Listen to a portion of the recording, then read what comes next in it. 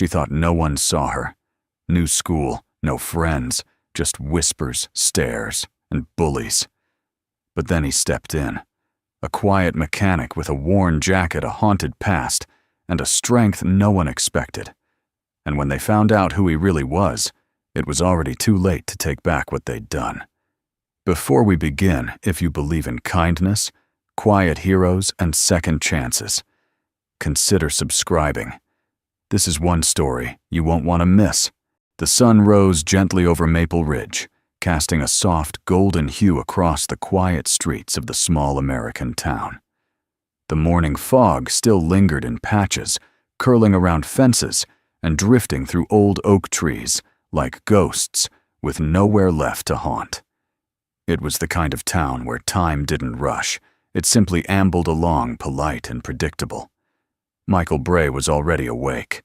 He stood outside his modest home at the edge of town coffee mug, in hand dressed in a faded green-olive military jacket that looked like it had survived more than just weather.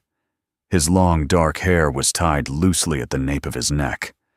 The light morning breeze stirred a few strands loose, brushing against the square lines of his face, sharp-weathered and quietly handsome.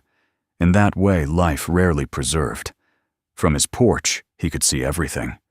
The old gas station down the road, the church bell tower just peeking above the tree line, and the school bus stop half a block away, where children were beginning to gather in their jackets and backpacks. Michael's eyes settled there, not on the kids, but on his daughter. Lily Bray stood with her backpack slung over one shoulder, hair pulled into a lazy braid. At 15, she had the same calm composure as her father, and the bright eyes of her late mother.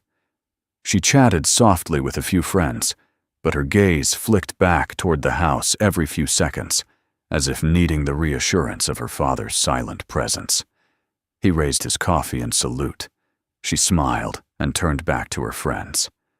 Michael exhaled deeply but silently, as if releasing something he never quite got rid of, memories that surfaced too easily in the quiet. He had known noise all his life. The chaos of Delta Force missions, the shouting of combat zones, the sound of gunmetal against sand and bone. Silence now was a discipline, hard-earned, fragile. And yet within this silence, something else had begun to bloom. A life of simplicity, of fixing old cars in his garage, of Sunday dinners with Lily, of reading paperbacks on the porch. It was not the life he imagined after war, but perhaps it was the life that had imagined him. The rumble of the approaching school bus broke his thoughts. As it slowed to a stop near the corner, a new figure stepped off. A girl, slender, pale, shoulders slightly hunched, as if she had learned to shrink herself on purpose. Long brown hair draped like a curtain across her face, which peeked out nervously from beneath. Michael's eyes narrowed, not in suspicion, but in that way only those who had seen too much tend to look. He wasn't watching her like a neighbor. He was assessing danger. She hesitated near the sidewalk, glancing left and right, like someone unfamiliar with being watched. The other kids didn't greet her. A few whispered. Some giggled. But Lily noticed. She stepped forward and gave a small smile. The girl returned it tentatively. Michael nodded almost imperceptibly, then sipped his coffee again. New kid, he muttered to himself. He'd seen it before. The way small towns welcomed strangers, not with warmth, but with observation. Acceptance would come later. Maybe. If the newcomer passed the unspoken tests, he turned to go back inside, but he paused. There it was again, that feeling. The hair on the back of your neck instinct that had never left him, not even after years away from combat. He looked back toward the bus stop. The new girl Emily, he would later learn, was standing just a little too far from the others, a little too exposed. The way prey learns to stand before it realizes it is prey. Michael said nothing, but he watched longer than usual. Later that day, as the sun climbed higher, Maple Ridge buzzed into its usual rhythm. Lawn sprinklers clicked on. Shopkeepers unlocked doors. Retirees filled the diner's corner booths by the window. And in the auto repair shop behind his house, Michael was elbow-deep in the underbelly of a '72 Chevy pickup. His hands were blackened with grease, but his mind wandered. He thought of the girl, the way she walked, the way the other kids had shifted subtly to avoid her without even realizing they were doing it. It was the kind of thing you only noticed if you had spent enough time on the edges yourself. He wiped his hands and turned on the old radio in the corner, letting the classic rock roll through the garage like a memory. Dad Lily's voice called from the front door. He stepped outside and saw her coming up the driveway, backpack bouncing. "How was school?" he asked. She shrugged. "Same as always." He tilted his head. "You say that every day." She hesitated. "There's a new girl. Emily. She's quiet, but nice." He looked at her for a moment. Kids being kind. Lily's eyes lowered. Not really. Ryan and his friends were already messing with her, calling her names. Michael's jaw tightened slightly. Did she say anything? She just kinda took it. But I sat with her at lunch. He nodded slowly. "Good." Lily looked up. "You always say to stand up for what's right, even if it's small." Michael didn't smile, but something flickered behind his eyes. "That's right," he said. "Even if it's small." That night, after Lily had gone to bed, Michael sat on the porch again. The stars above Maple Ridge shone clear, unburdened by city lights or noise. He cradled a different mug, now something stronger than coffee, and leaned back in his chair. He didn't know the girl's story yet, didn't know what wound she carried or why she looked like she'd already learned to protect herself from the world. But he recognized the signs. He had seen them in combat. He had seen them in himself. And somehow, in this quiet town filled with quiet routines, something told him that trouble hadn't knocked for the last time. Not yet. He glanced at the street light, still standing, still watching. So was he. Emily Carter had always been good at hiding. It wasn't something she'd learned in a classroom. It was something life had taught her through repetition. The quiet glances, the whispers behind doors, the slammed car trunks and late-night arguments. She had mastered the art of invisibility not by choice, but by necessity. And now, here she was. New town, new school, new attempt at starting over. Again. The Maple Ridge High School building looked like every other school she had ever walked into. Red bricks, faded flags, flickering hallway lights, and linoleum floors that echoed footsteps a little too loudly. But here, everything also smelled of earth and wood smoke, the kind of place where people stayed forever, or never truly belonged. Emily tugged at the sleeves of her oversized sweater as she walked toward the front office. Her boots made soft thuds against the floor. Her eyes flicked toward the bulletin board, homecoming posters, Bible Club flyers, lost dog notices, and then to a framed photo of last year's baseball team. Every face looked like it had grown up together. Every smile looked permanent. At the front desk, the secretary, a woman named Mrs. Elcott, with big hair and thin patience, handed her a schedule and a laminated ID. Locker 247, homeroom's down the hall. You're in Mr. Delaney's English class, first period, she said without looking up. Try not to get lost. And welcome to Maple Ridge. Emily murmured a thank you and turned to go. The first few classes were a blur of introductions and stares. No one said much. A few students leaned over to whisper things as she passed. She didn't hear the words, but she knew the tone. Curious, judgmental, dismissive. In the third period, as she walked into biology, she heard it more clearly. Is that the divorce kid from Denver? Looks like a sad puppy. She smells like books. Laughter. She sat down without reacting. Her deskmate turned to her, an older girl with clear skin and sharp eyeliner. Don't let them get to you, the girl said before turning away. They're idiots. That was all. No names exchanged, no comfort given, just a transactional truth. Emily didn't expect more. Lunch was worse. She stood in the middle of the cafeteria holding her tray, scanning the room. Every table was claimed tribes formed long ago. Football players, theater kids, cheerleaders, gamers.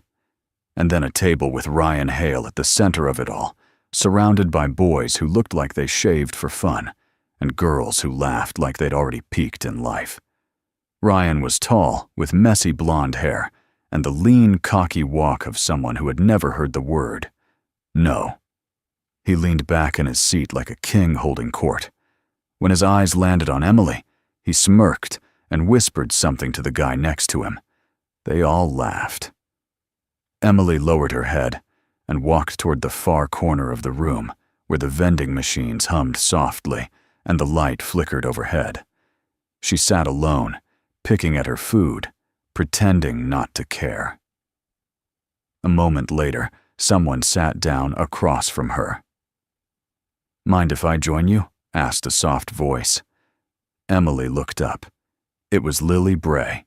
She had a kind face and wore a plaid shirt tucked into jeans, her sleeves rolled up like someone who didn't need attention to be strong. Her brown hair was tied into a loose ponytail, and her eyes were alert, kind, and curious. "I'm Lily," she said. "You're Emily, right?" Emily hesitated, then nodded. "Yeah. My dad said you got off the bus this morning looking like you wanted to run." Emily blinked, surprised. "You're—" "Dad. Michael Bray. The guy who watches everything from his porch." Emily managed a small smile. "Yeah, I saw him. He's kind of famous on our block." "Not that he talks to anyone," Lily added. "He likes cars more than people. But he's cool." Emily found herself smiling a little more genuinely this time. "I'm glad you sat down," she said quietly. "I'm glad you didn't tell me to leave," Lily replied. For the first time all day, Emily laughed softly, but it was real. As the lunch period continued, Emily relaxed. Lily talked about teachers to avoid local traditions and the fact that the town's fall festival had a pie-eating contest that got way too competitive. She didn't ask questions that were too personal. She didn't dig. She just talked. Emily didn't know it yet, but this small act of kindness would become a thread, one that kept her from unraveling. Still, when Lily finally asked, "So what brought you here?" Emily's shoulders stiffened. "My mom wanted a quieter place," she said carefully. "After the divorce." Lily nodded, not pushing. Emily glanced around the room. Ryan was still watching her. "They don't like outsiders much here, do they?" she asked. Lily looked down at her tray. Not at first, but it gets better. Emily wasn't sure she believed that. After school, as students spilled into the parking lot and buses lined the curb, Emily walked beside Lily toward the stop. "You can sit with me tomorrow," Lily offered. "I'd like that," Emily said. Then they both noticed Ryan leaning against a pickup truck, arms crossed. He wasn't alone. Two of his friends flanked him, grinning like hyenas. His eyes locked on Emily with a predator's interest, casual but calculating. "Careful," Lily whispered. "He thinks he owns the school." Emily kept walking. Ryan called out, "Hey, new girl. Denver, right? You run as slow as you talk." His friend snorted. Emily didn't flinch. She didn't stop. But her hand tightened around the strap of her backpack. Lily said nothing, but her eyes were sharp, watching. Ryan grinned, satisfied with his little jab, and turned away. Emily said nothing, but a quiet voice inside her whispered something new. "They're not going to break you. Not this time." That evening, alone in her room, Emily sat at the desk by the window. Outside, the trees swayed gently. The streets were calm, peaceful. She looked down at the small box on her desk. Inside were old photos, her parents, her dog. A note she had written to herself the night they packed up and left Denver. You're stronger than you look." She closed the box and stared out into the dusk. And across the street on the porch of the house with the olive green truck, a man sat quietly in the shadows, watching, waiting. Emily didn't know his name yet, but soon everything would change. The wind carried a chill that afternoon. Maple Ridge, usually blanketed in golden calm, felt off.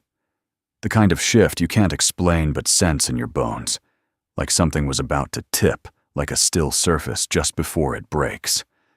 Emily Carter walked alone. Classes had ended. Lily had been pulled into band rehearsal, leaving Emily to take the long route home by herself. She didn't mind the walk. The streets here were quiet, and the sidewalks cracked in just the right places to feel nostalgic, even if they weren't her memories. Back in Denver, this would have been her freedom, her time to slip away from noise, from arguments, from being reminded that she came from a broken home and carried it like an invisible suitcase. But Maple Ridge wasn't Denver. As she turned onto Sycamore Lane, only a few blocks from the bus stop, she heard them before she saw them. Footsteps. 3 sets. Getting closer. "Hey, city girl?" Ryan's voice rang out behind her, casual but soaked in something darker. "Slow down." Emily stiffened, but kept walking. She didn't need to turn around to know it was him. His voice was always louder than the others, cocky with that venomous edge boys sometimes carry when they've never been taught what strength really means. "Don't be rude," one of the others called. "Ryan's being nice." Emily didn't respond. They caught up quickly. She felt a hand graze her backpack, mocking at first, then firmer. A tug. She turned slightly, and that's when Ryan moved in front of her, cutting her off. "Where's your friend now?" He smirked. Emily's face remained calm, but her knuckles turned white around the strap of her bag. "I don't want any trouble," she said softly. "That's good," he sneered. "'Cause I just want to welcome you properly." She tried to step around him. He moved again. His 2 friends flanked her. Close now. The street was empty. No passing cars, no open windows. Just the whisper of trees and the rustle of wind. Then suddenly, Ryan grabbed a handful of her hair and yanked it back. Not hard enough to injure, but hard enough to humiliate. Emily gasped. "You need to learn to answer when spoken to." Emily looked up at him, her face pale but composed. Her voice came low and steady. "One day, you're going to wish you hadn't done that." Ryan laughed. "You threatening me?" "No," she said. "I don't need to." And then everything changed, because from across the street a voice, deep quiet edged with steel, cut through the tension like a blade. "Let her go." 3 words. No shouting, no drama. Just a calm command, wrapped in warning. All 3 boys turned. Standing under the shade of a tall pine tree was a man in an old army jacket. His posture relaxed, his arms loose at his sides. But his eyes, those eyes, were locked onto Ryan like a targeting system. Michael Bray. He hadn't planned to intervene today. He had simply taken the long way home from the hardware store. His truck was parked half a block down. But the moment he saw Ryan grab that girl, he didn't hesitate. Ryan released Emily's hair slowly, like he wasn't sure if this was real. Michael took a step forward. Just one. That was enough. He didn't raise his voice. Thugs travel in packs. Men stand alone. Ryan bristled. "Who the hell are you?" Michael didn't answer. He didn't need to. He stepped in closer than any adult usually would. His voice dropped to a whisper only Ryan could hear. "I know your type. You test limits. You think no one's watching. But someone always is." Ryan opened his mouth, but Michael's hand moved. In one swift motion, he caught Ryan's wrist, the one still half lifted in mock bravado. He didn't squeeze. He didn't twist. He just held it. Firm. Unyielding. Ryan froze. Michael leaned in.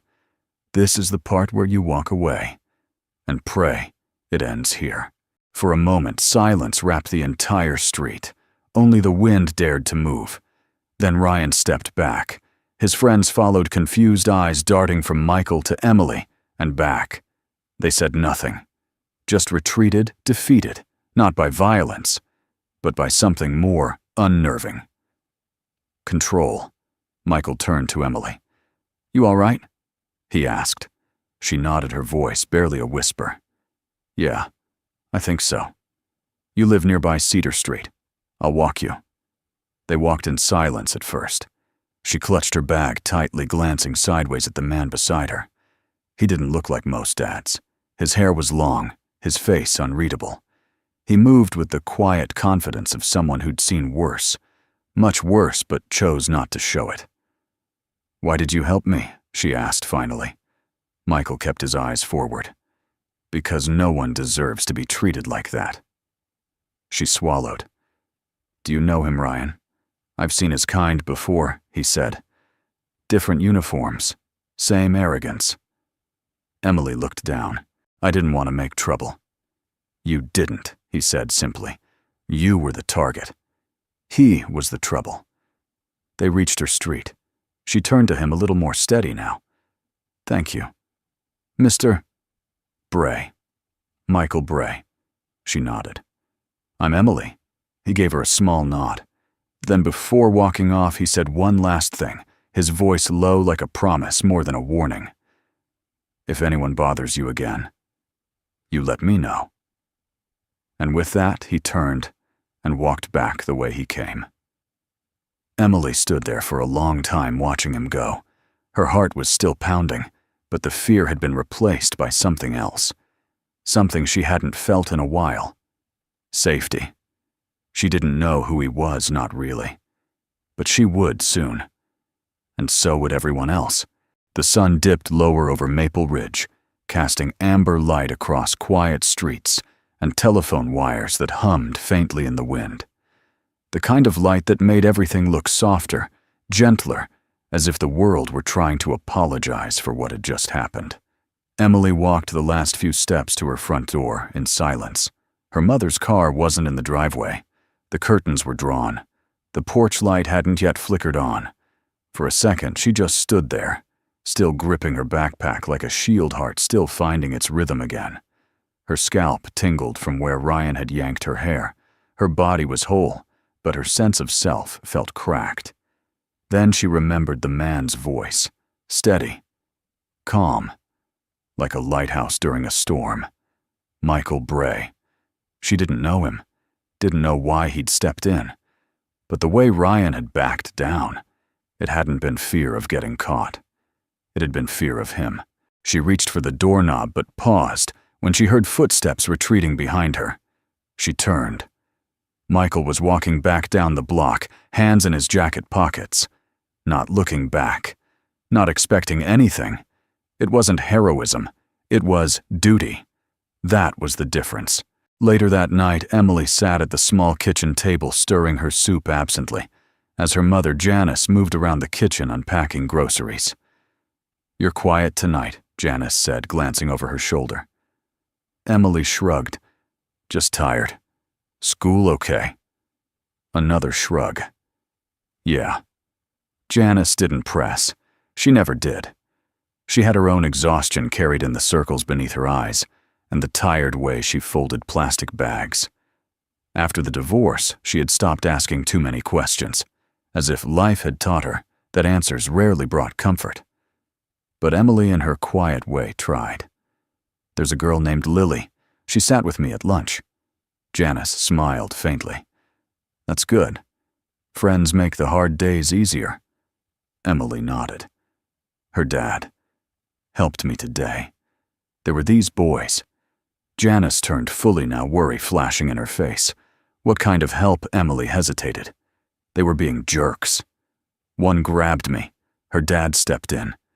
Just told them to leave me alone. They did. Janice's jaw tightened. "Did he touch them?" "No," Emily said quickly. "He didn't need to.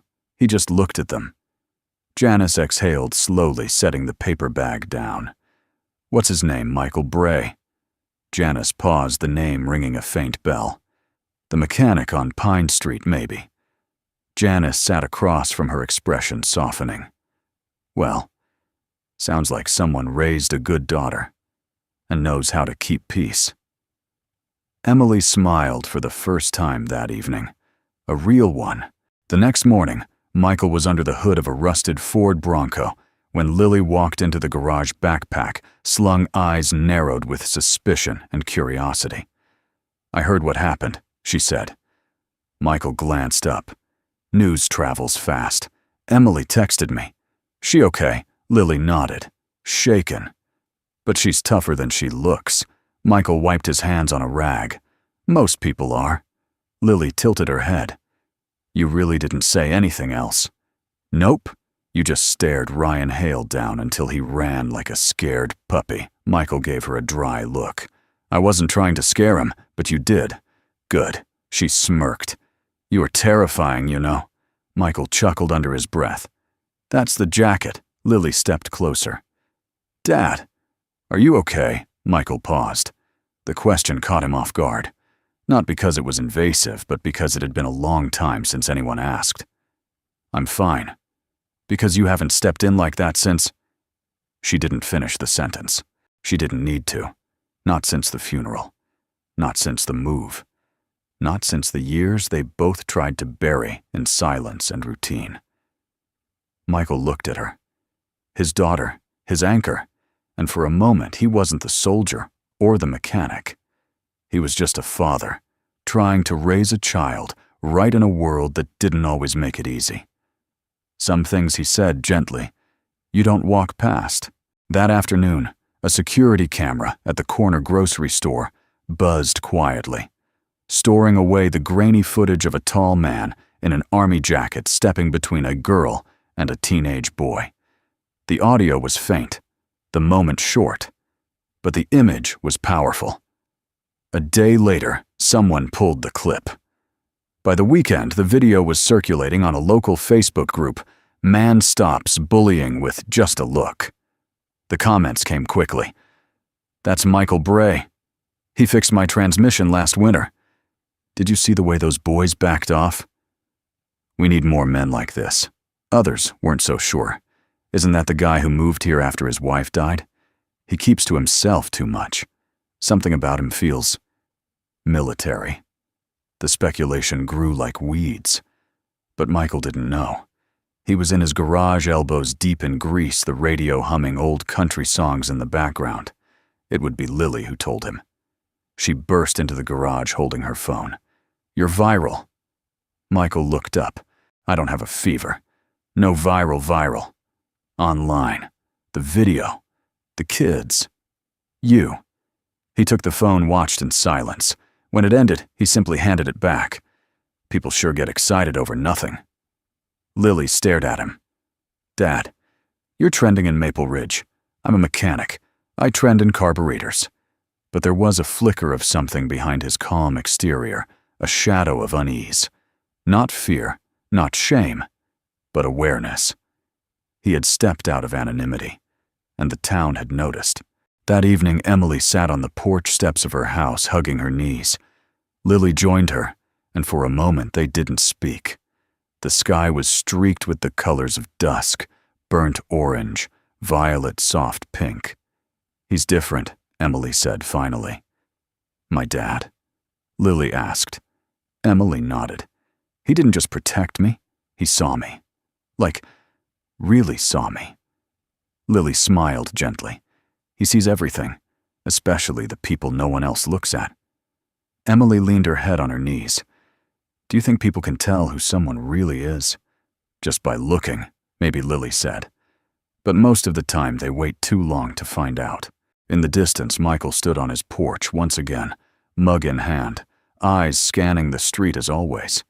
He had no idea that a storm was beginning to form. But for now, the town was quiet. And in the quiet, healing had begun. Small towns have long memories, and even longer tongues. By Monday morning, the video had spread beyond Maple Ridge's social media circles. It had reached the inboxes of school board members, church group chats, and a parenting Facebook group called Mothers of Morality, where it sparked both admiration and alarm. The footage itself was grainy. You could barely hear the dialogue, but it didn't matter. What people saw was enough.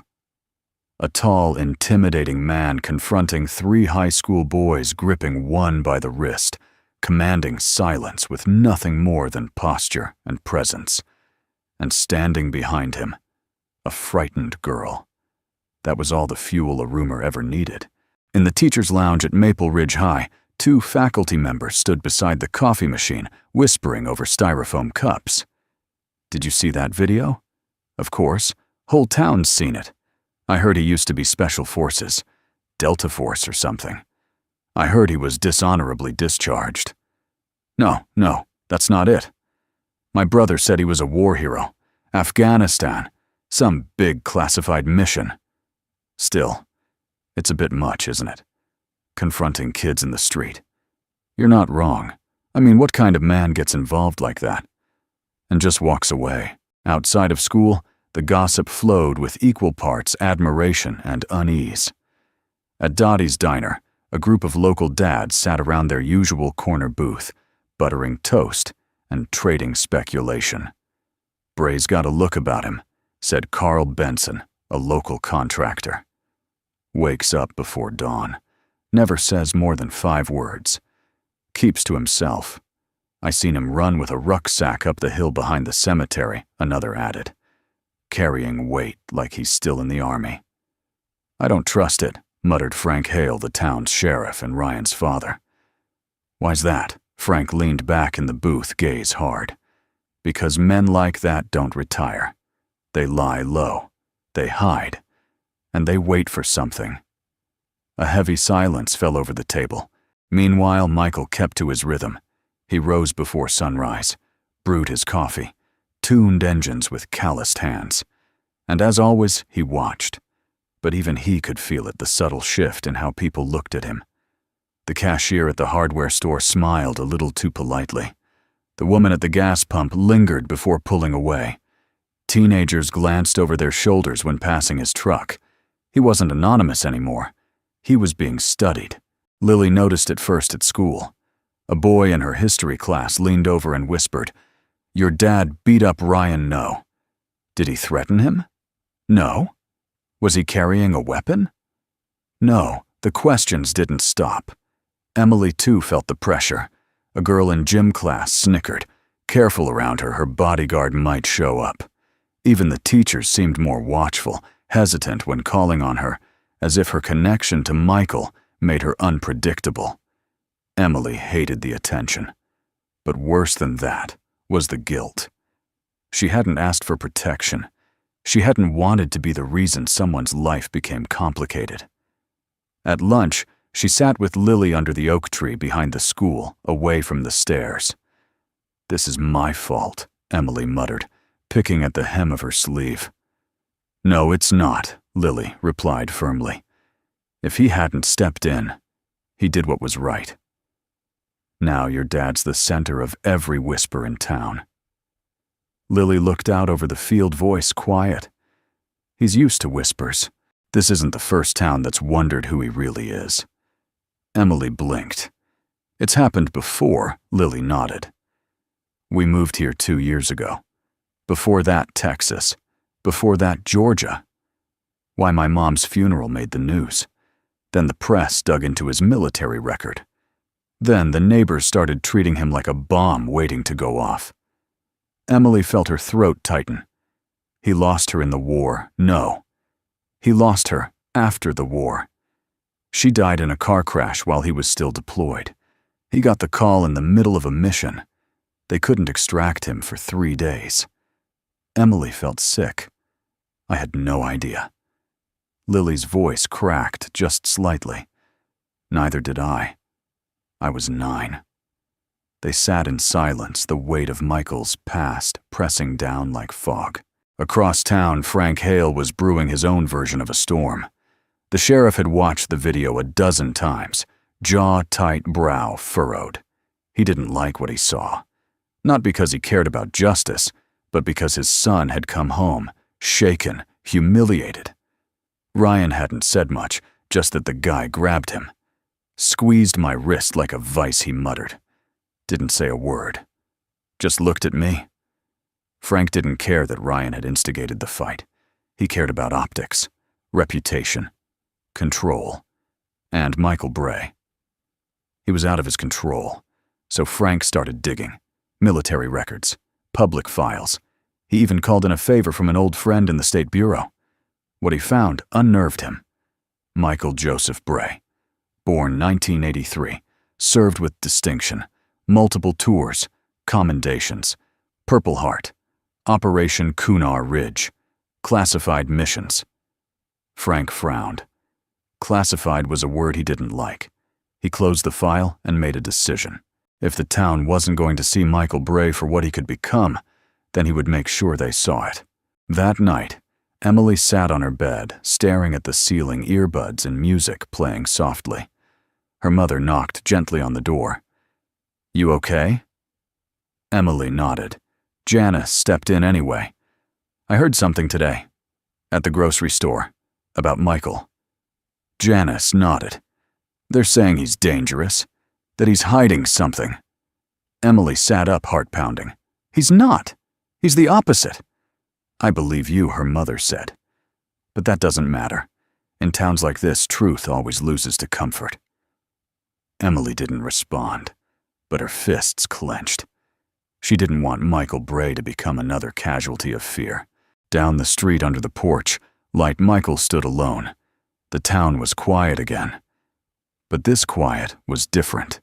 It wasn't peaceful. It was watching. And waiting. The sky over Maple Ridge darkened earlier than usual. Low-hanging clouds rolled in like gray bruises across the horizon, and the air tasted like rain. Not the cleansing kind, but the kind that presses down heavy on your shoulders, warning of something coming. Something heavier than weather. Emily Carter zipped up her hoodie as she stepped out of the school's side entrance. Lily had stayed late for choir practice, so Emily was walking alone again.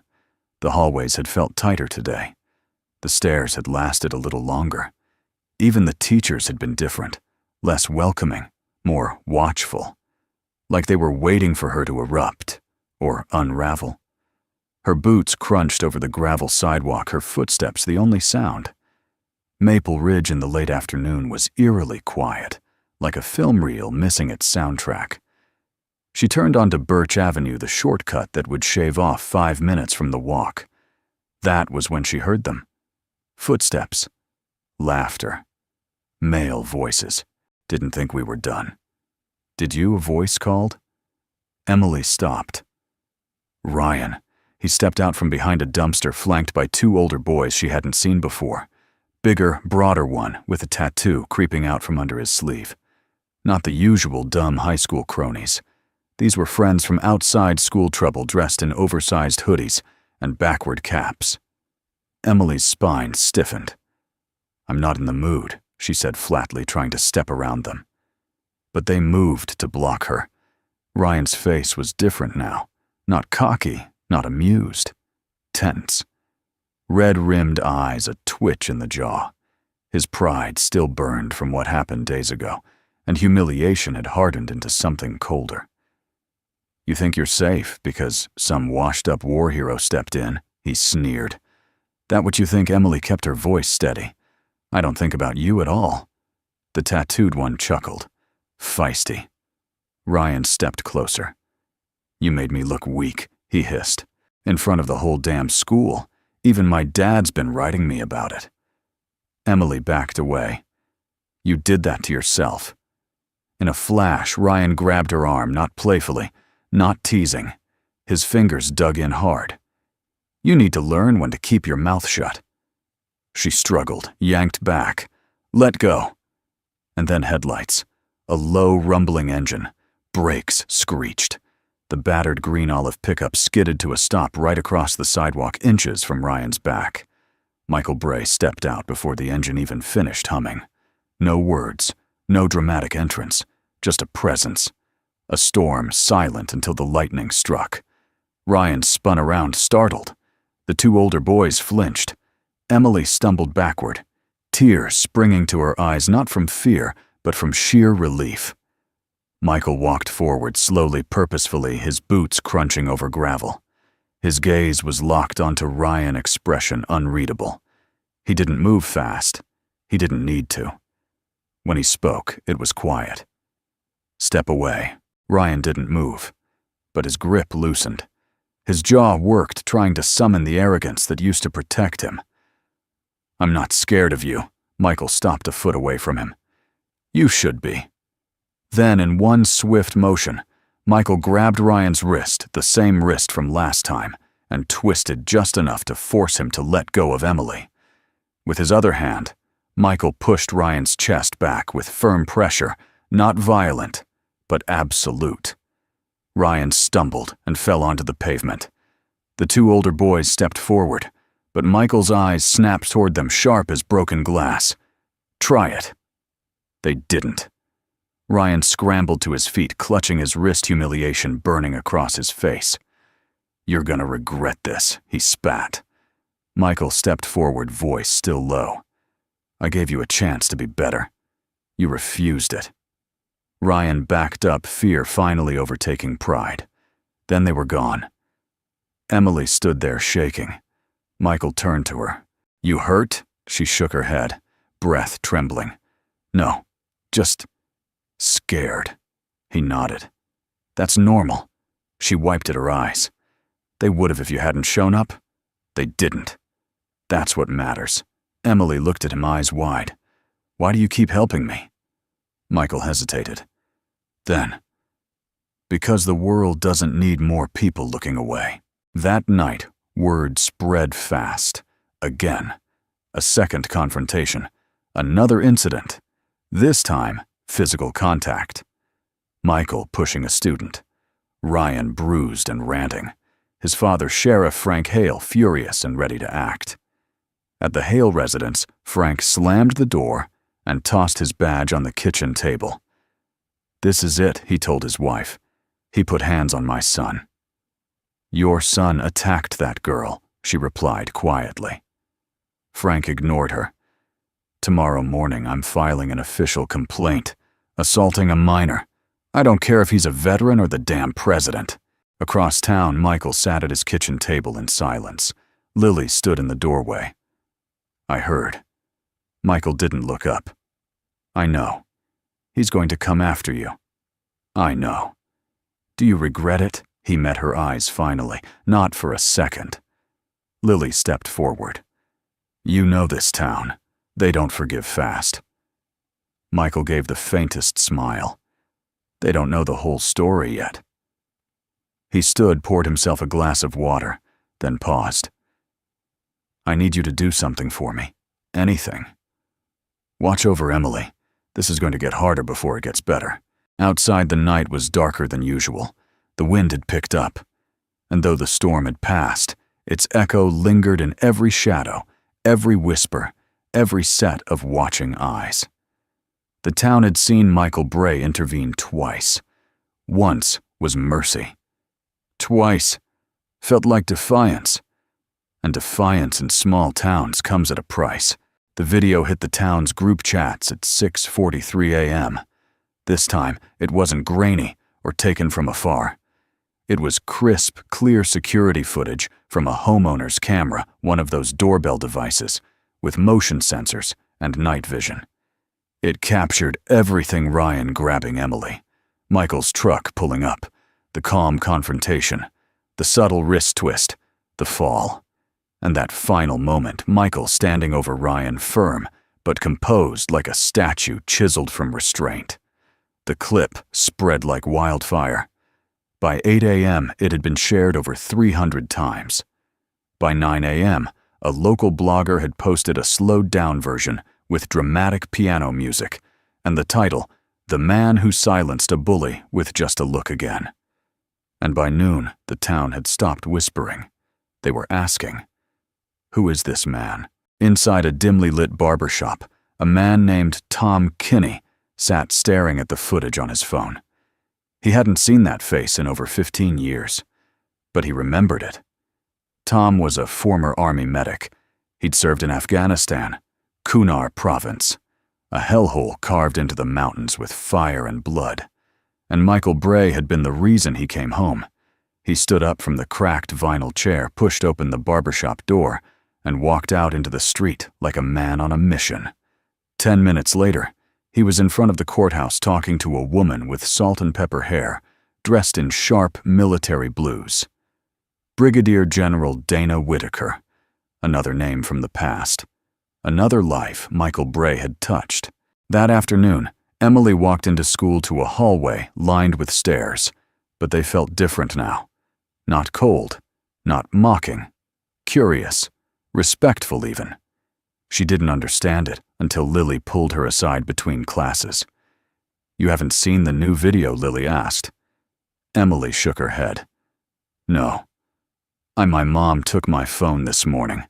Lily opened hers, showed her. Emily watched, heart racing. Her breath caught when she saw herself in the footage, small, cornered, afraid. Then Michael, stepping into frame like a force of nature. But it wasn't just what he did. It was how he did it. Calm, controlled, powerful without ever throwing a punch. Emily stared at the screen long after the video ended. The hallway felt different now. She felt different. That evening, her mother, Janice, stood at the kitchen counter, flipping through her tablet while stirring a pot of chili. She froze mid-swipe. Emily looked up. "What is it?" Janice turned the screen toward her. On it was a headline from a local news affiliate, "Hero or Threat Who is Michael Bray." Beneath it was a still image of a younger Michael, bearded, uniformed, standing in a desert landscape. Behind him, a platoon of soldiers. Dust. Sun. Fire. Emily leaned in, eyes wide. Michael Bray, 42, is a retired Delta Force operative who served multiple tours in Afghanistan and Iraq. He was awarded the Distinguished Service Cross, the Silver Star, and the Purple Heart. His name appears in several now declassified missions, including Operation Kunar Ridge, where he reportedly rescued 5 soldiers under heavy fire and refused medical evacuation until his team was safe. She blinked. Her stomach turned, not from nausea, but awe. The man who had walked her home. The man who had stood in front of her without raising his voice. He had once carried bleeding men on his back through a storm of bullets. A few blocks away, Michael sat in his garage, staring at an envelope he hadn't opened in years. His military discharge papers. Clean. Honorable. Folded with precision. Next to it was a photograph, faded, but intact. His squad. Faces long gone or long forgotten. He traced one with his thumb, pausing on a familiar smile. He hadn't wanted any of this. He didn't want to be known. He just wanted to be useful. Behind him, Lily stepped into the garage holding her phone. "People know now," she said quietly. Michael looked at her. "I figured." She crossed her arms. "They're not all happy." He smiled faintly. "They rarely are." She hesitated, then asked, "Why didn't you ever tell me?" "Everything," he considered his answer. Then, "Because I didn't want my past to be your burden." Lily's voice wavered. "It's not a burden, Dad. It's the reason I'm proud of you." He looked away. Sometimes pride was harder to carry than pain. The next morning, Michael opened the shop early. At 7:15 a.m., the bell above the door jingled. He expected a customer. Instead, he found a man in uniform standing at attention. "Permission to speak freely, sir," the man said. Michael blinked. Tom Kinney saluted. "It's good to see you, Sergeant Bray." Michael frowned. "It's just Michael now." Tom stepped forward and handed him a small plaque. It was simple, engraved. A thank you from a soldiers' reunion group. "We never forgot," Tom said, "even if you tried to." Michael stared at it for a long time. Then he reached out and shook Tom's hand. "Thank you," he said softly. At school, Emily sat beside Lily in English class, still reeling from everything she'd learned. "Do you think he regrets it?" she asked. "Regrets what? Saving me? Getting pulled into all this again?" Lily smiled. No, that's not how he's built. Emily leaned back in her chair. They had no idea who he was, she whispered. No, Lily said. But now they do. That evening, as the sun dipped low and painted the sky in bronze and lavender, Michael stood on his porch once again. But this time, he wasn't watching in silence. People waved. A woman left a basket of muffins on his steps. A boy on a bicycle called out, "Thank you, sir." And across the street, a young girl named Emily Carter stood outside her house, backpack over one shoulder, smiling at him like she'd known him forever. He nodded. Just once. A silent promise. He wasn't going anywhere. It started with a knock on the door. Sharp. Official. Cold. Michael opened it to find two deputies standing on his porch. One tall and lanky, the other stocky and tight-lipped. Both wore neutral expressions, the kind that had been trained, not born. Mr. Bray, the tall one, began. "You're being asked to come down to the station. The sheriff would like to speak with you." Michael didn't blink. "Am I being charged?" "Not at this time. Just a formal interview." He nodded once. Calm. Controlled. "Give me 10 minutes. Inside, Lily stood frozen in the hallway, her hand still holding her cereal bowl. "Dad. What's going on?" Michael grabbed his jacket, the green olive one worn at the cuffs, and looked her in the eye. "Just noise," he said quietly. "I'll be back before dinner." But Lily knew her father well. He only wore that jacket when he expected a fight. At the sheriff's department, Frank Hale sat behind his desk, like a man who'd been waiting years for this moment.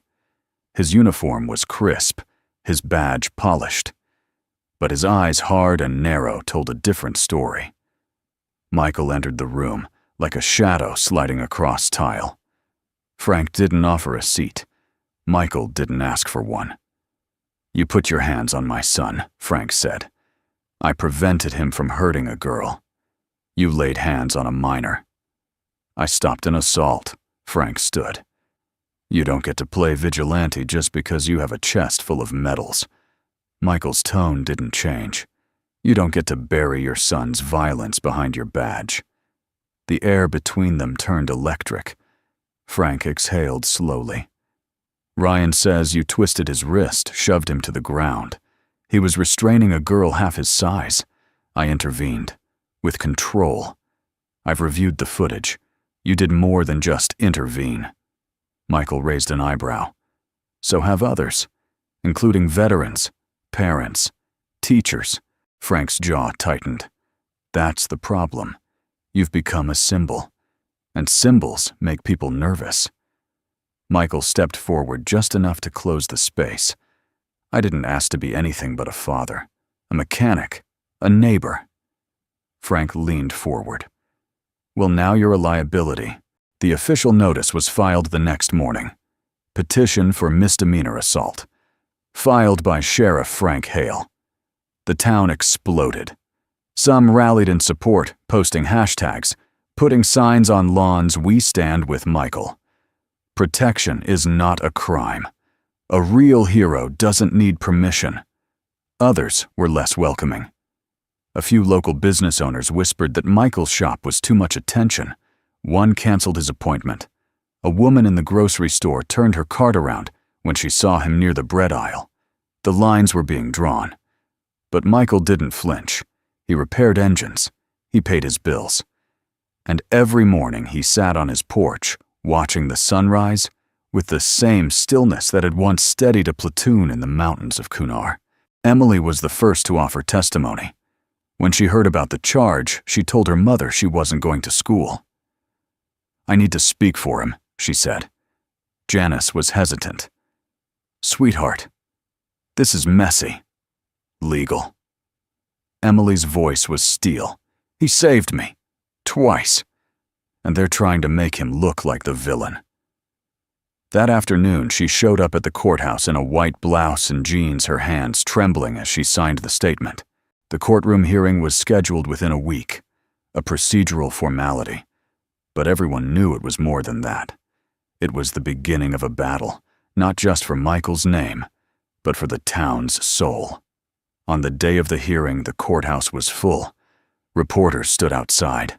Parents filled the benches. Teachers whispered from the back row. Emily sat beside Lily, her fists clenched in her lap. The bailiff called the session to order. The prosecutor, a stiff-suited man from the county, rose and began with a cold, rehearsed opening.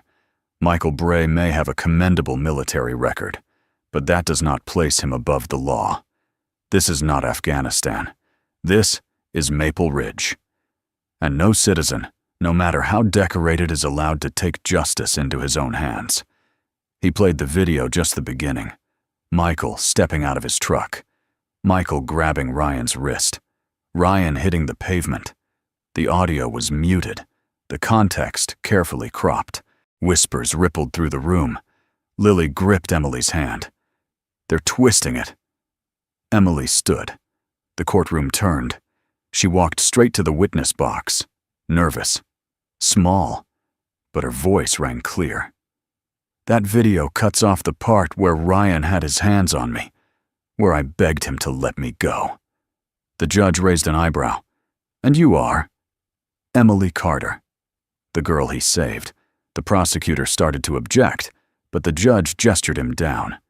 Emily continued. If it weren't for Mr. Bray, I might have been seriously hurt. Or worse, he didn't attack Ryan, he stopped him. Without violence, without anger.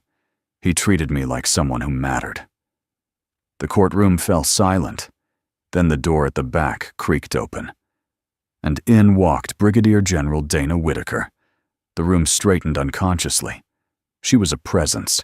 Medals gleamed on her chest, her posture perfect, her gaze piercing. She took the stand. I served with Michael Bray in Afghanistan. He was one of the most disciplined, restrained, and honorable men I have ever known. He saved my life. He saved the lives of over 30 soldiers under fire. And when he came home, he asked for one thing. She paused. A quiet life. The judge leaned forward. And why are you here today? General Shee turned to face the courtroom. Because it's time someone stood up for him. Frank Hale looked like a man chewing glass. His plan was unraveling. The town wasn't rallying behind him. They were waking up. To truth. To the quiet hero they'd almost crucified. That night, Emily stood on her porch, looking out across the street. Michael was on his own porch, as always. He didn't wave. She didn't either. But their eyes met. And in that silent exchange there was understanding. They had both been seen. And neither of them would go back to hiding. The tension in the courtroom was a living thing. Every breath felt measured. Every movement deliberate. The murmur of the gallery had faded to a kind of reverent silence. The hush that falls over a place, not because someone asked, but because something important was about to happen. Michael Bray sat at the defendant's table, hands folded neatly in front of him. No expression. No nerves. Just that steady presence. The same presence that once held the line in foreign soil, now holding it here in a small-town courthouse, lined with red bricks and judgment. Across the aisle sat Sheriff Frank Hale. Jaw clenched, his son Ryan stiff beside him. The teenager looked less smug than usual, and for once, he wasn't the center of attention. That title belonged to Michael now, and the truth, long buried under silence, was about to speak. The prosecutor, a well-groomed man with polished shoes and tired eyes, rose from his seat. Your Honor, before we proceed, I'd like to reintroduce Exhibit A surveillance footage from the incident involving Mr. Bray and Mr. Hale. The screen flickered to life. It was the same footage again, the same frame of Michael stepping out of his truck, the same brief wrist grab, the same fall. This time the audio was clearer. The static hissed, but Emily's voice came through. Let go of me. Then Michael's calm voice. Step away. Then Ryan's defiance. I'm not scared of you. Then the silence that followed, louder than anything. The prosecutor paused in the video at the moment. Ryan hit the ground. "Ladies and gentlemen," he said. Turning to the gallery, the footage speaks for itself. This is not the appropriate way to intervene. This is not how justice works. Then he sat down. The judge turned to the defense. Emily's hand trembled as she approached the stand again. This time she was prepared. Her voice, though quiet, carried clarity. "I know what you saw," she began. "But what you didn't see was what led up to it." She described it all. The fear, the isolation, the first confrontation, the second attack. She didn't embellish. She didn't cry. She simply told the truth. If he hadn't been there, I don't know what would have happened. And he didn't hurt Ryan. He stopped him. There's a difference. The prosecutor didn't cross-examine. What could he ask? The girl's pain was too honest. Then the courtroom doors opened again, and in walked a man in full military dress, gray at the temples, medals shining. The judge squinted. "Please state your name." "Colonel Anthony Barrett, retired, U.S. Army." He took the stand like a man used to taking fire. "I served alongside Sergeant Michael Bray for 3 years. In that time, I watched him disarm enemies without a shot fired. I watched him carry wounded soldiers through gunfire. I watched him refuse evacuation until the last man was safe." He looked directly at the judge. "If we had more men like him, I'd have fewer names etched into my memory." A hush fell over the room. Then another figure stood up from the gallery, a woman in civilian clothes, holding a framed photograph. "My son was in Michael's unit," she said. "He didn't make it home. But the last letter I received from him, he wrote about the man with the quiet eyes. That was Michael. He told me that if anything ever happened, I should find him and thank him." She placed the letter on the clerk's desk. I never got to thank him. Until now. Even the judge had to pause. He cleared his throat, voice thick. "Is there any further testimony?" A figure stood in the back row. The crowd turned. It was Ryan Hale. The room tensed. His father whispered, "Sit down." But Ryan didn't. He stepped forward. And when he spoke, his voice was smaller than it had ever sounded. "I lied." The judge raised an eyebrow. "Excuse me, I lied. About what happened?" He looked at Emily. "I was angry, embarrassed. He didn't attack me. He stopped me. And I deserved it." Frank Hale's face turned pale. Ryan looked at the floor. "I thought if I made him look bad, it would make me feel stronger. But it didn't. It just made everything worse." He turned to Michael. "I'm sorry." Michael didn't nod, didn't smile, but his eyes softened just enough. The judge leaned back in his chair and removed his glasses. He looked out at the courtroom, not just the faces, but the atmosphere, the shift. Then he spoke. "What this courtroom has witnessed today is something rare, not just testimony, but character. Not just defense, but grace." He turned to Michael. "Mr. Bray, it is the opinion of this court that no crime has been committed. In fact, it appears the only crime is how long your courage has gone unrecognized." He tapped his gavel. "Case dismissed." Gasps rippled through the room. Then applause. Then tears. Not everyone clapped. Not everyone smiled. But something had broken loose. Something more than silence. Something like truth. Outside the courthouse, the sky had turned clear and gold. Emily walked beside Michael down the steps. "You didn't have to go through all that," she said softly. Michael looked out over the town square. "I did," he said, "because silence lets the wrong story take root." Emily paused. "Are you angry at Ryan?" He shook his head. "I'm proud of him." She frowned. "Why? Because it takes more strength to tell the truth than to pretend you were right." As they reached the bottom of the steps, a reporter called out, "Mr. Bray, will you give a statement?" Michael stopped, turned, and with that same quiet voice that had stopped a fight, won a courtroom, and changed a town, he said, "I'm not a hero.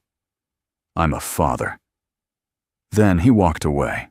Maple Ridge felt different. Not louder, not busier, just quieter in a new way. Like the whole town had been holding its breath for weeks, and now finally it had exhaled. Gone were the whispers behind grocery shelves and diner booths. Gone were the suspicious glances cast across gas station pumps and school hallways. What remained was something slower, more tentative, like respect, learning to walk. For the first time since the trial, Michael Bray didn't feel like a question mark. He felt like a mirror. Because in some way the town hadn't just judged him. It had judged itself. The first person to show up at his garage wasn't a customer.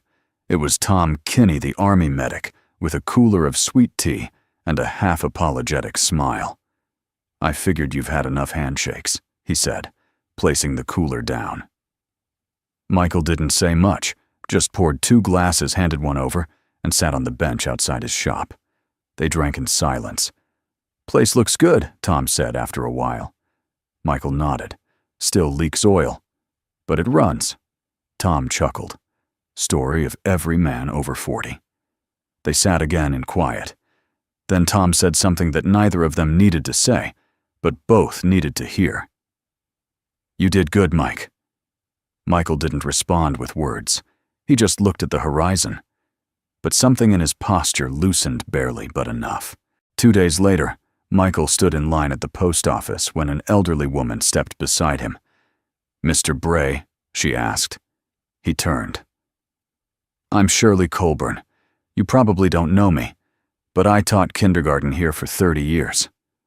My grandson Teddy was in the group that used to follow Ryan Hale around like ducklings." Michael waited. Shirley held out a loaf of banana bread wrapped in foil. "I just wanted to say thank you. Not just for Emily, for showing our boys what a real man looks like." He accepted the gift with a quiet nod. That evening he left half of it on the Carters' porch, wrapped in the same foil, but with a note tucked inside. One good act deserves another. At school, Ryan Hale returned under a new kind of spotlight. Some students mocked him quietly because high schoolers always do, but others watched with something else in their eyes. Recognition, maybe. A strange kind of respect. Not because he had fallen, but because he'd stood up again afterward. Ryan didn't try to reclaim his throne. He walked slower now, spoke less, and when he passed Emily in the hall, he nodded. Not out of fear, but out of something that looked suspiciously like remorse. Emily nodded back. It wasn't forgiveness yet, but it was a beginning. Michael didn't speak at town hall. He didn't join Facebook. He didn't write editorials or accept podcast interviews. But word still spread that he'd been seen raking leaves for the widow down on Birch Street, that he'd fixed the school bus radiator without charging the district, that he'd paid for a set of tires for a single mom who never even knew his name. The town began to talk again, but this time it sounded different. It sounded like respect. One quiet Saturday, Michael showed up outside Ryan Hale's house. Ryan was in the garage fiddling with a busted bike chain. He looked up, startled. Hey." Michael handed him a small wrench set. "It's better than whatever that thing is you're using," he said flatly. Ryan took it unsure. "Thanks." Michael started to walk away, but paused. "You're not your mistakes, Ryan. You're what you do after them." Ryan swallowed hard. "I don't know how to fix what I did." Michael turned. "Then start by fixing something else," and he pointed at the bike, then left. That evening, Ryan biked past Emily's house, not fast, not aimlessly. He was heading somewhere, with purpose. The town was watching, but not the way it used to. Wasn't looking for someone to blame anymore. It was learning how to follow. On Sunday morning, the town church filled more quickly than usual. Michael didn't attend. He never did. But that didn't stop Pastor Whitman from adjusting his sermon. He stepped up to the pulpit, looking out at the congregation with kind, weathered eyes. This week, he began, I saw a man stand for something, not with fists or noise or pride, but with calm, with strength. And I remembered something I once read. Blessed are the peacemakers, for they shall be called the children of God.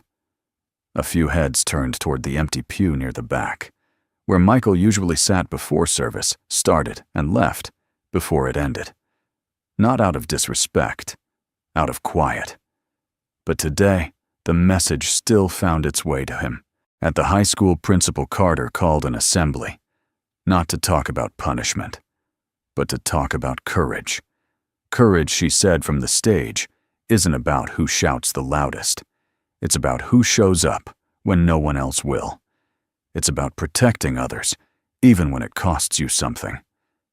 And sometimes, courage looks like a green jacket and quiet eyes. No one had to guess who she meant. Emily sat in the front row, heart full, Lily beside her smiling, and on the edge of town, as golden light filtered through the trees, Michael stood beside his daughter in the garage. Lily was holding a drill goggles on sleeves rolled. He adjusted her grip. "Pressure's good," he said. "Now ease into it." She drilled into the frame of an old bench, wood shavings scattering. When she finished, she looked up. "How'd I do?" Michael inspected the angle. "Straight. Strong. Quiet." She grinned. "Just like you." He smiled back softly. "You're better." Maple Ridge hadn't changed overnight. But it had changed, because one man had stepped in, not with anger, but with integrity. And in doing so, he hadn't just protected a girl. He had reminded a town of the kind of people it could still become. The flyer was simple: white background, black letters, no design. Self-defense and respect class, with Michael Bray, Yesterdays. 10 a.m., Maple Ridge Community Center, open to all students and parents. No cost, no registration, just show up. It was Lily's idea. "You're already doing this," she told her father, laying the draft on his workbench one evening. "Might as well teach it." Michael had stared at the page for a long time, not because he doubted the idea, but because part of him had always believed his time to teach had passed. The only things he knew how to pass down were forged in fire sand and silence. But Lily looked at him with conviction. "You always said strength wasn't about hurting people. Maybe it's time the town heard that from you." So the next day, the flyers went up, on school bulletin boards, on telephone poles, in coffee shops and church vestibules. A few were torn down. A few more were reposted by strangers who believed in what they represented. And then they waited. On the first Saturday, Michael arrived early, keys to the rec center jangling in his hand boots, echoing on the hardwood floor. He carried no weapons, no whistle, just a duffel bag with training pads, a first aid kit, and a folded American flag, which he quietly pinned in the corner of the room. He rolled out the mats, checked the emergency exits, sat in a folding chair, and waited. For 20 minutes, no one came. Then the door creaked open. Emily stepped inside, wearing sneakers and a faded hoodie. "I didn't want you to be alone," she said. He smiled faintly. "Thank you." 2 minutes later, Lily arrived. Then a boy from Emily's history class. Then another student. Then a mother with her daughter. Then, surprisingly, Tom Kinney, still in his flannel and boots, carrying an old gym bag and a sheepish grin. By 10:15, there were 16 people in the room. Michael stood. "All right," he said. "Let's begin." He started with breathing. Most people think strength starts in the fists. He said, voice low but steady. It doesn't. It starts here. He placed his hand over his heart. And here. He touched his temple. Then he taught them how to stand, how to fall without injury, how to deflect, not attack. He demonstrated restraint techniques, balance control, how to create distance, and signal danger. But more importantly, he taught why. Self-defense is not about winning fights, he said. It's about ending them before they begin. It's about protecting what matters, without pride, without ego. The students listened, really listened, because Michael didn't speak like a teacher. He spoke like someone who had lived every word. As the weeks passed, the class grew. 15 became 30. 30 became 50. A local gym donated equipment. Parents brought snacks. One teacher offered to keep the rec center open late for additional sessions. Michael never charged a cent. He refused interviews, turned down offers to expand the brand. This wasn't business. This was service. And service to Michael Bray was sacred. One Saturday, Emily asked a question during cool down. "What's the hardest thing you've ever had to do?" Michael paused. The room quieted. He didn't give a rehearsed answer. He simply said, "Come home." That was it. But everyone understood. The hardest battle is always the one after the war. In time, Michael began mentoring beyond the mats. He met with struggling students after class, helped a boy whose father had left the year before, spoke with a mother trying to raise twin boys on a waitress's salary, gave quiet advice to a teenage girl dealing with bullying, not about fighting back, but about choosing when to stand firm and when to walk away. His lessons weren't dramatic. They were simple, steady, consistent. The school district noticed. Principal Carter invited Michael to speak at the quarterly assembly. He declined. So she changed the offer. "Would you at least sit on stage with our students?" "No speech, just presence." He agreed. That Friday, he sat among the students on the risers while the principal addressed the crowd. She didn't mention his name once. She didn't need to. Everyone saw him there, even the ones who once looked at him with suspicion, especially them. At home, Lily began journaling their Saturdays. She called it the quiet lessons, a notebook filled with sketches, quotes, photos from class, and short reflections. She asked Michael if she could post some pages online. He hesitated, then said yes.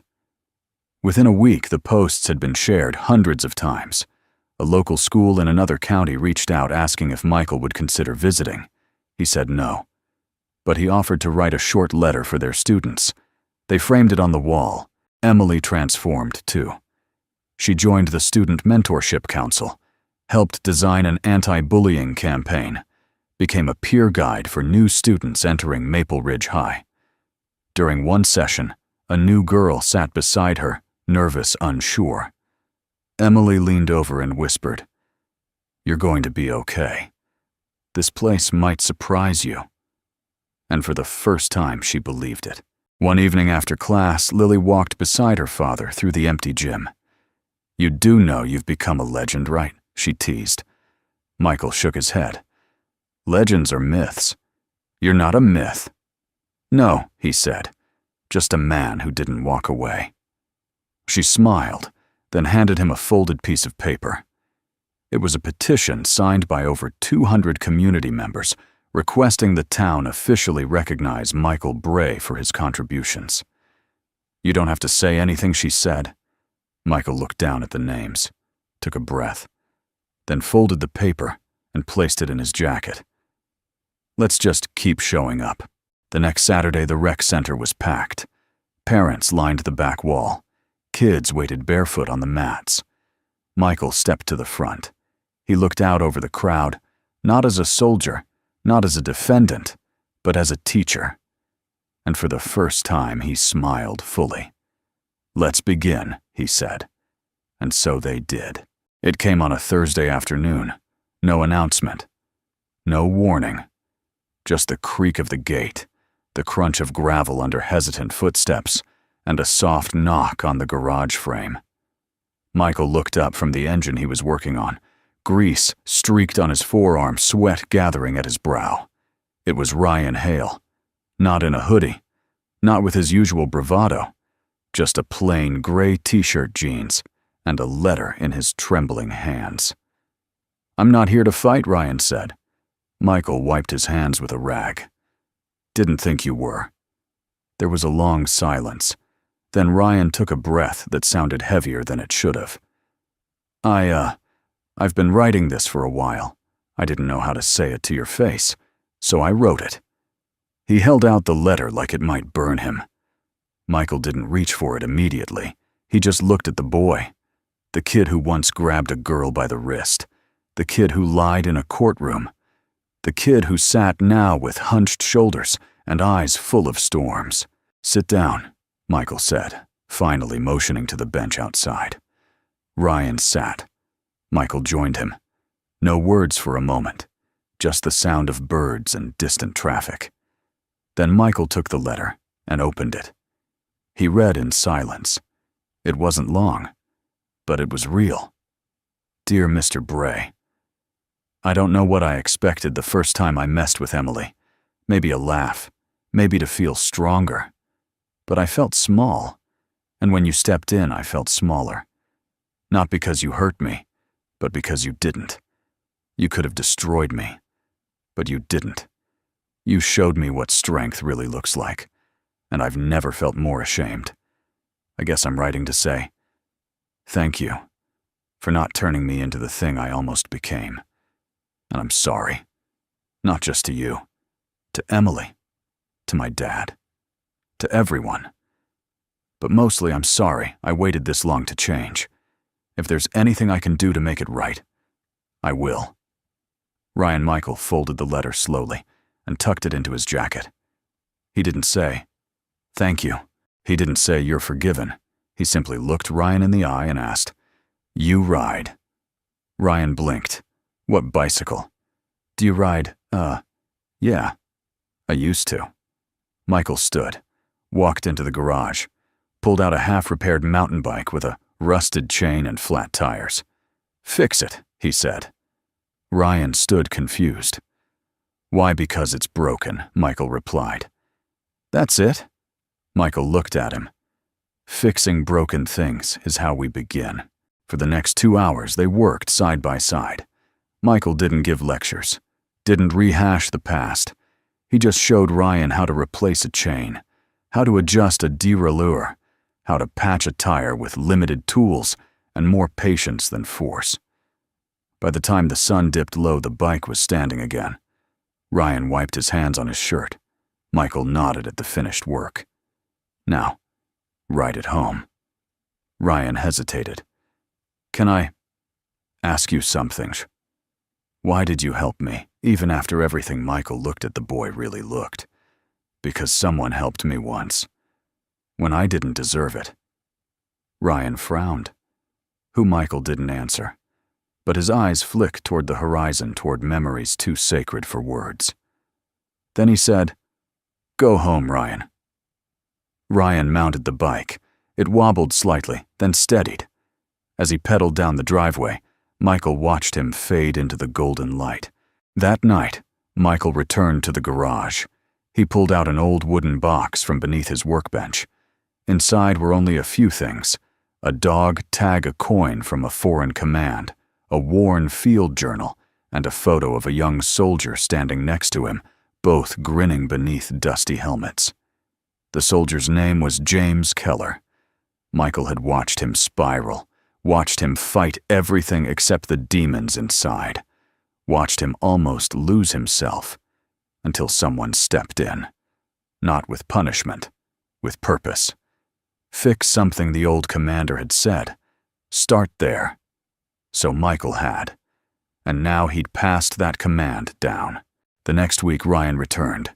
He brought 2 bikes, this time his, and one from a neighbor's kid who couldn't afford repairs. He said nothing, just rolled them into the garage. Michael handed him a wrench. They worked in silence. By the end of the month, Ryan was showing up twice a week, then 3. Then one day, he brought Emily a repaired set of handlebars and left them on her porch with a note that simply said, "Thought your old one squeaked too much. R.H." Emily read it twice, then smiled. Word spread quickly. Not of Ryan's fall, but of his rise. He wasn't the same anymore. He wasn't trying to be. He just kept showing up, helping, fixing, learning. People noticed. But more importantly, he didn't need them to. At the community center during one of Michael's Saturday sessions, Ryan stood at the back observing. At the end, he helped roll up the mats. A girl thanked him. He nodded, said nothing. Michael clapped a hand on his shoulder. "You're ready." For what? To teach the next one. Forgiveness didn't arrive with fireworks. It came like a sunrise, slow warm, earned by the minute. And in that light, Michael Bray saw not just the boy Ryan had been, but the man he was becoming.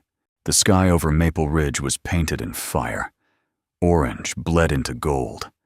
Violet stretched into deep indigo. And between the slow drifting clouds, the last rays of sunlight dipped behind the tree line like a curtain lowering on a stage. It was graduation day. The bleachers behind the high school were filled with folding chairs and proud families waving miniature flags. The air was full of camera clicks, hugs, and the distinct sound of over-prepared parents trying not to cry too loudly. But Michael Bray didn't sit with the crowd. He stood near the tree line, just far enough to be out of the spotlight, but close enough to see the stage. His green-olive jacket blended into the dusk. He kept his hands in his pockets, a soft smile on his face. Watching. Waiting. His daughter Lily Bray crossed the stage first, head held high, eyes scanning the crowd for her father, already knowing exactly where he stood. Then came Emily Carter. She walked slower, not out of nerves but out of reverence. Her white gown caught the last streak of light. Her tassel danced against her shoulder. And her speech, voted by her peers as the best among them, still echoed through the crowd.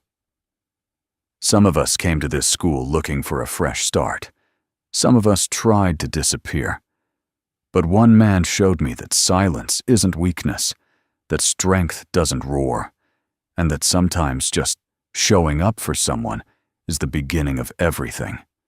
No name was mentioned, but everyone knew who she meant.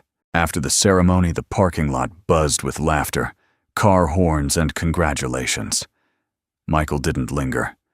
He turned to leave his instinct to disappear as quietly as he had arrived. But then he heard footsteps behind him. "Don't leave." "Yet," Emily called. He turned. She was still in her gown diploma, clutched in one hand, a small envelope in the other. "I have something for you," she said, walking toward him. Michael looked down at the envelope. "You already gave a speech. This isn't from me," she said. "Not just me, anyway." She handed it to him. The flap had been sealed with a red wax stamp, LB and ESI, etched into the seal. Inside was a simple card. On one side it read, "To Mr. Bray, the quiet man who changed everything." On the other side, in dozens of different handwritings, were short notes. "Thank you for making me feel safe. I learned to stand tall because you taught me how to fall. My son came home from class and told me I want to be like him. You didn't just protect us, you taught us how to protect ourselves. Because of you, I didn't give up." Michael stood still for a long time. Then he looked at Emily. She met his gaze. "I wanted to tell you something," she said quietly. "I got accepted." "To college," she nodded. "To the U.S. Military Academy, West Point." Michael didn't speak right away. His eyes searched hers as if confirming she wasn't joking. "You sure?" he asked. "I've never been more sure," she said. "I want to serve, protect, lead, like you did, like you still do." Michael exhaled. It wasn't a sigh. It was release. Emily reached into her pocket and pulled out one more item. A pinned small brass in the shape of an eagle with outstretched wings. "I found it on a military surplus table downtown. It's not much," she said, "but I want you to have it." Michael took it carefully. "It's everything," he said. The next morning, Maple Ridge woke slowly, sun spilling into the windows of sleepy houses. Michael stood on his porch coffee mug, in hand the pin resting beside the railing. He didn't need to wear it. He just needed to know it was there. Lily joined him, brushing sleep from her eyes. "You're up early," she said. "Habit." They stood for a while in silence. Then Lily asked, "What's next?" Michael tilted his head toward the garage. "A kid named Paul's bringing in his busted scooter. Needs a new carburetor. Told him I'd help him fix it for free." She smiled. "That's very on brand for you." Michael chuckled. "Well, I try to stay consistent." Then she nudged his arm. "Dad, you do know you started something here, right? This town's different now. Kids are different. I'm different." He looked at her. "You all did that yourselves," maybe she said. "But you gave us the compass." At noon, Ryan Hale showed up to the garage. He didn't say much. Just handed over a flyer for a new mentorship program he'd been selected to lead at the school. Michael raised an eyebrow. "You?" Ryan smirked. "Miracles happen." Michael patted him on the shoulder. "You're living proof." That evening, as the sun began to dip again, Michael walked to the backyard alone. He sat on the old bench he and Lily had built together, pulled a letter from his pocket. It was from a name he hadn't seen in years, Colonel Barrett. Inside was a single sentence. "Not all wars are fought with rifles. You won the one that matters." Michael folded the letter, placed it back in his pocket, and looked up at the sky. The light was fading, but something in him was just beginning. That night, Emily sat by her window watching the stars come out. On her desk sat her West Point acceptance letter, and beside it a folded piece of green fabric, a patch from Michael's old jacket, sewn into a bracelet now, a symbol, a promise. She slid it onto her wrist and whispered, "I won't let you down." On the last page of Lily's journal she wrote, "Some heroes don't carry swords. They carry silence, and coffee mugs, and hearts made of iron and kindness. And when they leave, they don't leave echoes. They leave roots." Maple Ridge would never be the same, because one man stood up when no one else would. And by doing so, he taught them not how to fight, but how to stand. Before you go, we'd love to hear from you. Where in the world are you watching from? And what part of this story spoke to your heart the most? If you believe in quiet strength, second chances, and stories that heal, please consider subscribing to our channel. It helps more than you know. Thank you so much for spending your time with us. Until next time, stay kind, stay strong, and never underestimate the power of a quiet hero.